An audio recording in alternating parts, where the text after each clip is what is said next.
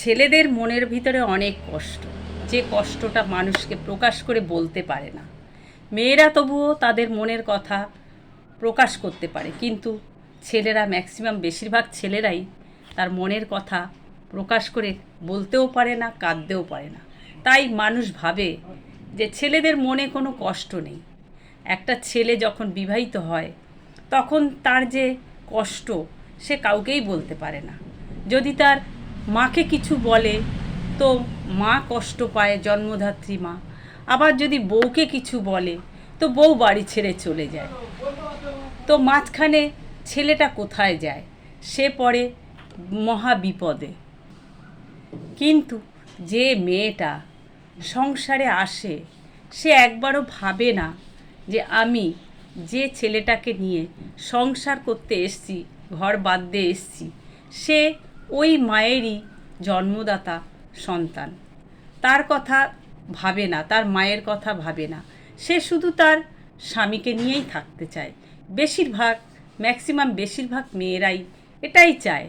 কিন্তু তার যে জন্মধাত্রী বাবা মা, তাদের নিয়ে তারা থাকতে চায় না। বিশেষ করে আজকালকার দিনে, আগের দিনের আলাদা ছিল। আগের দিনে মানুষ একটা সপরিবার, জয়েন্ট ফ্যামিলি, প্রত্যেকটা মেয়ের বাবা মা এটাই চাইতো। কিন্তু এখনকার মেয়েদের বাবা মা খোঁজে কোথায় একটা বাবার ছেলে, কোথায় অল্প লোক, যেখানে সংসারে বেশি খাটতে হবে না, পরিশ্রম করতে হবে না, সেই ছোট্ট একটা ফ্যামিলি খোঁজে।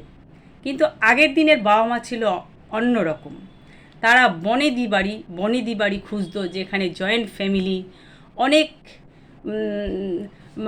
অনেক লোক সংখ্যা, জ্যাঠা কাকা খুড়ো দেওর ভাসুর ননদ, এক কথায় একটা বড় সংসার খুঁজতো।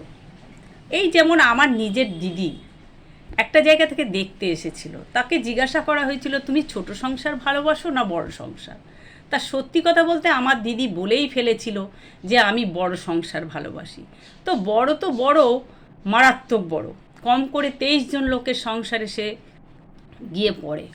এবং সেখানে গিয়ে এতটাই সে বিভ্রান্ত হয়ে যায় যে বড় সংসার বলে সে খাটতে খাটতে তার জীবন বেরিয়ে গেছিল।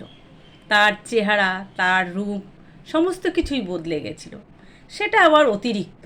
তবে হ্যাঁ, তবুও সে সংসার করে চলেছে, আজও করছে।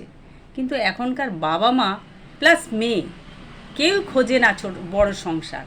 তারা প্রত্যেকে চায় সংসারে হয়তো স্বামী স্ত্রী আর আদার্স একজন, পরে সেটাকেও দেখতে চায় না। তো আজকালকার ছেলেদের মনে যে কষ্টটা, সেটা হলো তারা প্রকাশ তো করতে পারে না। তার জন্মধাত্রী মা, যে সন্তান তার মা বড় করেছে লালন পালন করে, সেই সন্তান তার মাকে কী করে ফেলে দেয়, কী করে অবহেলা করে, তার শুধুমাত্র স্ত্রীকে সাথ দেওয়ার জন্য? সেটা তো হয় না। সবাইকে নিয়েই তো চলতে হয়। শ্বশুর শাশুড়ি, স্বামী সন্তান সবাইকে নিয়েই তো চলতে হয়। শুধু আমি স্বামীকে নিয়ে থাকবো, স্বামীকে নিয়ে ঘর বাঁধবো, স্বামীকে নিয়ে খাবো, সেটা তো হয় না। এবং 5 জন লোক থাকলে 5 রকম হয়, 5টা কথা হয়। যেমন 5টা হাঁড়ি কড়াই এক জায়গা থাকলে টুকোটুকি আওয়াজ নাড়াচাড়া করলে হয়, একটা শব্দ হয়, তেমনি সংসারটাও একটা সেই রকম। 5 জন মানুষ থাকলে 5 রকম হয়। এবার সেটাকে হজম করতে শিখতে হয়, অ্যাডজাস্ট করতে শিখতে হয়, তবেই তো সংসার হয়। না হলে তো সংসার হবে না, ছিটকে বেরিয়ে যেতে হবে।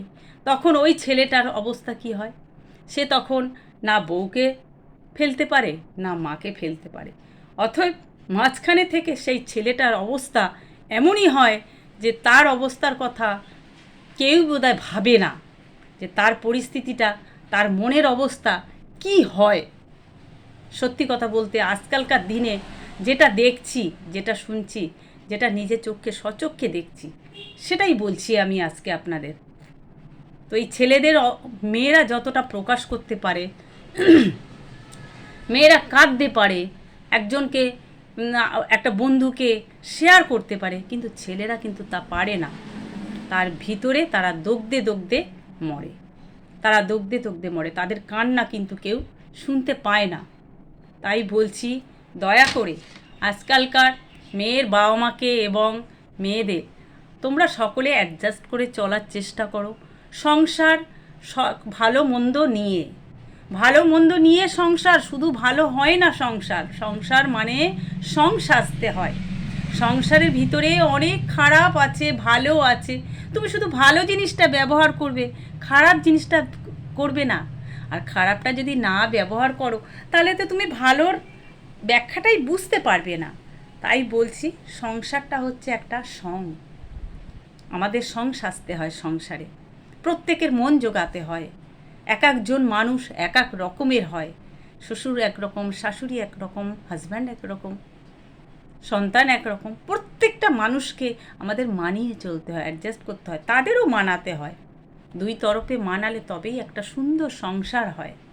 হ্যাঁ, ভালো মন্দ তো থাকবেই। যেমন মিষ্টি মিষ্টি লাগে, তেতোটা তো তেতো লাগে। শুধু যে আমরা মিষ্টি খাবো তাতে তো ভালো না, শরীরের পক্ষে তো ক্ষতি। আমরা মাঝে মাঝে দেখবেন মিষ্টি খেতে খেতে আমাদের কথাতেই আছে মিষ্টি শরীরের ক্ষতি করে। তা সেই হেতু আমরা মাঝে মাঝে তেতো খাই, নিম পাতা খাই, উচ্ছে খাই, নিম বেগুন খাই, খাই কি না? তো সেই জন্য বলছি, সেটা তো আমরা স্বাদ করেই খাই, ভালো লাগে বলে খাই না। তেতো তো ভালো নয়, তবু আমরা খাই, উপকারের জন্য খাই। সেই জন্য ভালো মন্দ দুটোরই প্রয়োজন, দুটোরই দরকার। এটা বুঝতে হবে আমাদের, তবেই সংসার হবে, হয়তো সংসার হবে না।